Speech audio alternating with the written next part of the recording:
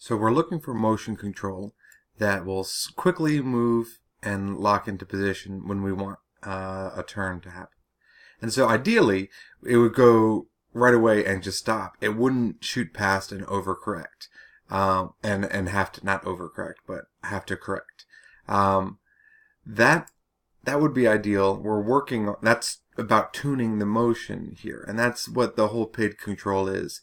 And we're sort of building our own PID manually so we can ramp up our understanding of these concepts.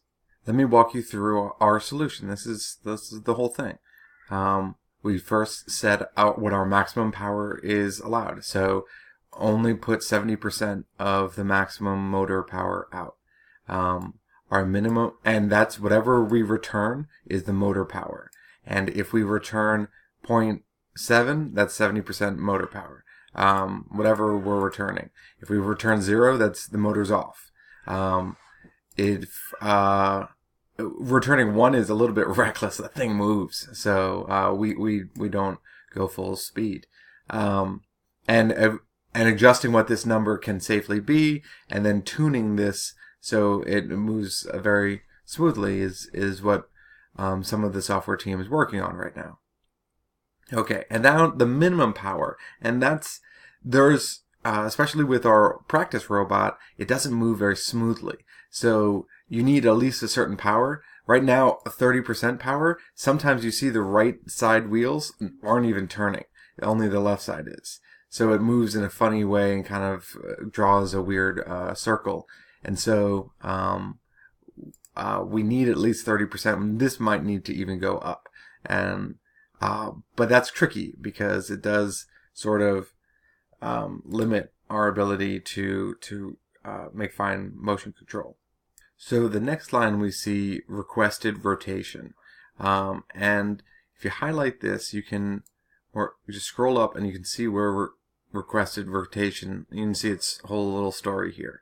So it's an instance variable in this class that when a new drive to angle command has been created, it requires you to pass it a parameter called requested rotation, and then that's loaded into this instance variable. So every drive to angle command can only be created if you fill in this direction that you want, the degree to which you want to go. The positive or negative indicates its direction. Negative is counterclockwise, positive is clockwise. Once this command is created in OI, when we bind these buttons to the drive to angle, this is where we're linking the button here and here to the B button and the X button in the operator interface file. And so those commands are set automatically. When you press the button, it initializes it. That way you can press the button again and again. Each time it runs this initialize and gives you a fresh 90-degree angle or 180-degree angle, because it'll get the drive system's gyro and ask it for its angle and add in the requested rotation. And if it's a negative number, it'll subtract it. And if it's a positive number, obviously, it'll add it. And our check variable is reset. Because what the check variable is, real quickly, is sometimes I'll go past and I'll compensate and I'll compensate, and it's just going to keep on getting really, really fine in there. After a while, so after 10 checks that it's got about the right angle, it's past the target. Oh, I went a little past it again. And then it's adjusting. About 10 checks, you're good. And just submit that, and just submit your output to 0, and you're good. And give it a rest. Okay, so we get our requested rotation that was handed to us in the construction of this command. And if it's greater than 0, if it's positive or negative, and this is what we need. This is a problem. This is ineffective, because if it's positive, I'm going to spin this way, clockwise. If it's negative, I'm going to spin this way. But the function is still the same. You just proportionally apply the power and smooth to a stop. And that's the same thing either direction. It's just the output is positive or negative. I mean, yeah, this is negative, and this is positive motor output. The gyro is positive this way, negative this way. So that's a little bit ridiculous. But it's just a bit of mental gymnastics. Just to remember, gyro goes up this way, and the gyroscope records down this way, and the motor applied power is negative this way and positive this way. We could reverse that, but it'll just make complications and other things as well. So instead, we just make comments in our code as to note that and keep that in mind as we move forward. So Bobby thinks he's been able to fix this, and so that's what I'm working up to. I want to check this out. And so the error is a PID terminology. I don't like that term, but that's what PID uses. An error is just the distance that you have from where you are to your target. And that'll be a changing number as you proceed. And so at the starting is 90 degrees, so that's easy enough right now. And so now I just calculate what my desired goal is versus that, and that's my error. And that is going to be positive or negative.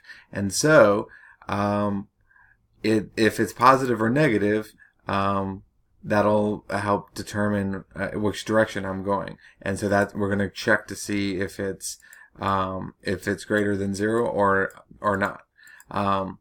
Okay. So if it's greater than 0, if I've got 90 degrees to turn, then calculate the proportion. So my error is at 90 degrees, and my requested rotation is 9 degrees. That's 1.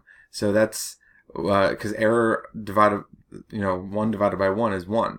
And so my max power allowed, when I multiply by 1, that means I get the full thing. But as this number gets smaller, then this fraction gets smaller, and as a result, I will apply less power. This is math that is there are lots of other and perhaps better ways to calculate the proportion rather than a simple ratio like this. That there can be additional, and this is the sort of the P in PID that we can study up on to find the better way to do this. But anyway, so a simple calculation, and I multiply my max power allowed by proportion, and then I check to see, is that output number that I just calculated, if it's less than the min power needed, then return the negative min power needed. Otherwise, return the negative output. And that just means because I'm rotating in a positive direction. Anyway, okay, so I also check up here is if the absolute value of my error, and so that way it works on either one. So I don't need this double math. This would work on either one. But if the absolute value of this error is less than the angle tolerance that's defined over in my cheat sheet of all my magic numbers. So if it's within, I think it's set to like 2 degrees or 4 degrees, then increase the check. And so like, okay, I've made a calculation. My gyroscope says that I'm like within their range, so I'm right around the area. So that's a good one. Once I return 10 checks that I've passed the goal line 10 times, I'll return 0. Because I'll drive past it, but I'll overshoot, and then I'll drive past it again. And so as my power, I could also improve this by saying, is my power that I was just applying, or my error, my last error target, is it really small? So I'm like, did I just basically seeing what's my momentum at the moment? And so calculating, am I slowly correcting and then I should return 0? Or did I just zip over here? And so maybe I should take my time and keep on checking. Anyway, so there are ways we could improve this logic as well. Okay, and the last thing that's also a little bit silly is our compensation in the other direction is always min power needed. And it sort of makes sense because it's like if you overshoot, then don't overcompensate. Just go slowly back at your minimum power. So in that way, if you're shooting this direction, this reverse is now the primary that this one had, but reverse should also be minimal. So it makes sense, I suppose, that we always return otherwise if our error is still positive. Otherwise, if it's negative, we're coming backwards. Okay. Without further ado, let's add my review to Bobby's code, and I can see the changes that he's made, and then I can either approve them, request changes, or just comment on them for now and launch a discussion about these. And so this is what everyone can do with open source code. It's really neat. And so you can go and suggest code on changes to all sorts of things through GitHub and other public repos.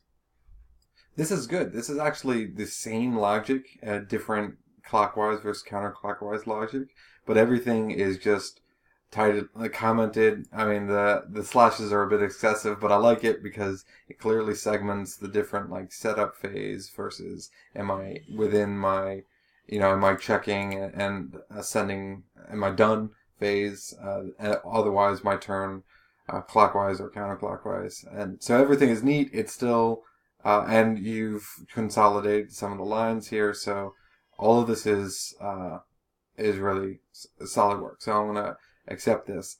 But what I'd love to see is a way to reduce having separate loops altogether. Correction, these are not separate loops. These are separate conditions.